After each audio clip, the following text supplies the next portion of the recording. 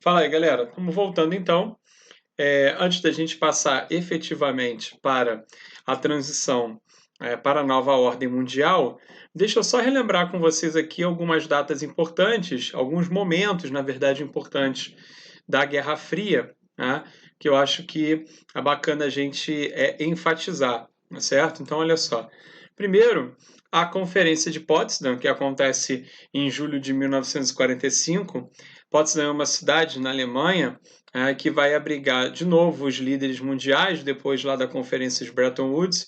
E a ideia aí na Conferência de Potsdam é exatamente estabelecer os termos de rendição, tanto do Japão quanto da Alemanha, dos países derrotados da Segunda Guerra. Né?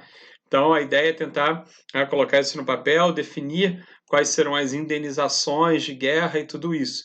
Definir como vai acontecer a devolução dos territórios ocupados pela Alemanha na Europa, a redefinição das fronteiras ali e vai abrir caminho para a própria divisão da Alemanha e a divisão da cidade de Berlim, certo?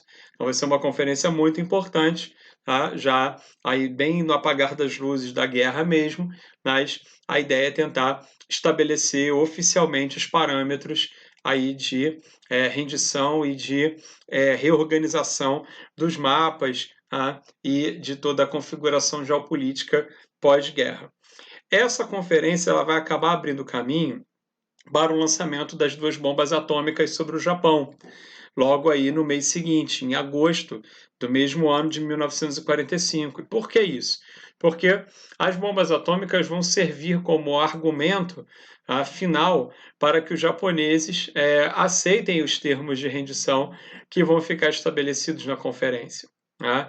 Então, as bombas atômicas são aí, né, como eu disse, o argumento final do tipo, olha, ou você aceita, ou olha o que, que vai acontecer com você. A diferença militar a essa altura era muito grande, né, e os Estados Unidos vão lançar mão das bombas atômicas exatamente para forçar o Japão a admitir, aceitar, né, os termos que foram, enfim, colocados, certo? Bom, logo em seguida aí, na verdade, em 1959, né, vai passar um tempinho, até que em 1959 acontece a Revolução Cubana, que vai ser muito importante, por quê? Porque os Estados Unidos até então tinham todo o continente americano sob sua área de influência.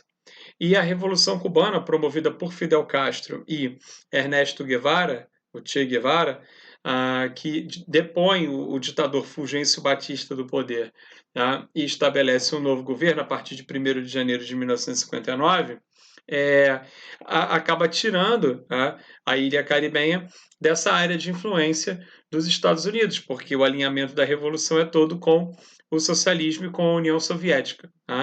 Isso vai gerar, inclusive, aí, vai criar as condições, na verdade, para que seja gerado um momento mais tenso da Guerra Fria, que é o momento da crise dos mísseis. A gente vai falar daqui a pouco sobre essa crise, tá certo?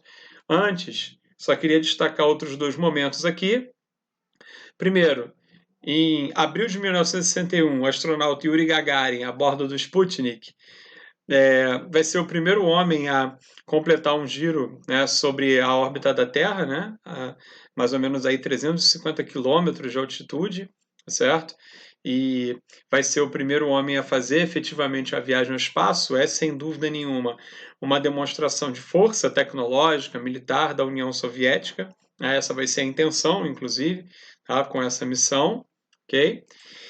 Em seguida aqui, vai ter a primeira reunião dos países, dos chamados, né, países não alinhados, que vai ser justamente aí um grupo de países que vai se dizer que vai se autodeclarar não alinhados com nem com os Estados Unidos, nem com a União Soviética, ou seja, vão dizer que na Guerra Fria não estão ao lado de ninguém, de nenhum desses dois, não estão alinhados efetivamente com nenhum desses, certo?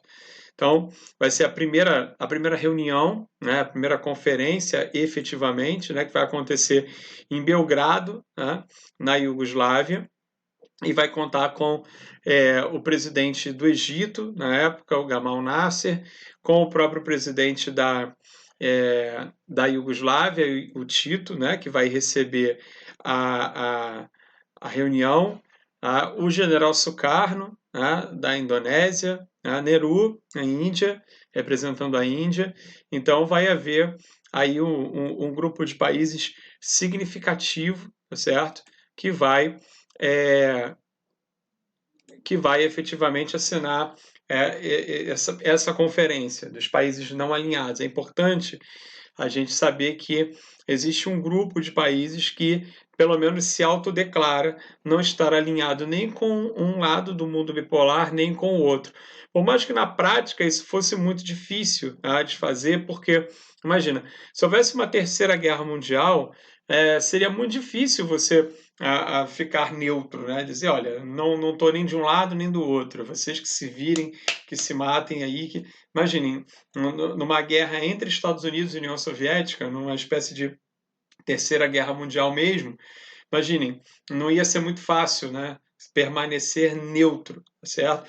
Por mais que a gente soubesse que essa história de terceira guerra mundial sempre esteve muito distante de acontecer, em função de uma lógica que a gente acaba resumindo numa expressão que chama destruição mútua assegurada, né?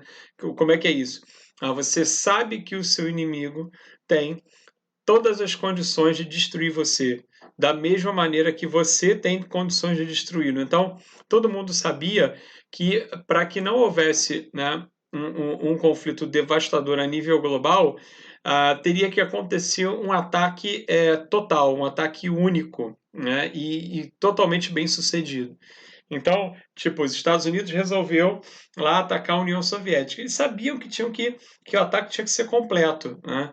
Não deixar pedra sobre pedra e nem dar tempo para o contra-ataque, porque se isso acontecesse, né, eles também seriam destruídos. E o contrário também. Então, essa ideia de destruição mútua assegurada, né, onde não tem uma discrepância militar, principalmente aí nesse caso, muito gritante, muito significativa, sempre afastou essa ameaça mais real de terceira guerra, tá certo? E, voltando aqui para o nosso slide, a Revolução Cubana ela vai ser exatamente importante porque vai acabar abrindo caminho para a chamada crise dos mísseis. Foi um período aí de outubro de 1962 em que Estados Unidos e União Soviética não se entendiam sobre a instalação de bases militares, mais especificamente mísseis, na ilha caribenha em Cuba, território alinhado com a União Soviética, mas que é vizinha dos Estados Unidos. E, inclusive, os refugiados cubanos, quando tentam chegar nos Estados Unidos, tentam chegar exatamente pelo mar, aproveitando aí a proximidade. Então, mísseis colocados aí praticamente no quintal dos Estados Unidos, era, sem dúvida, visto pelos estadunidenses como uma grande afronta e uma grande ameaça, pelo menos psicológica, tá certo? Então, houve um momento de altíssima tensão, foi sem dúvida nenhuma um momento de maior tensão durante a Guerra Fria, tá?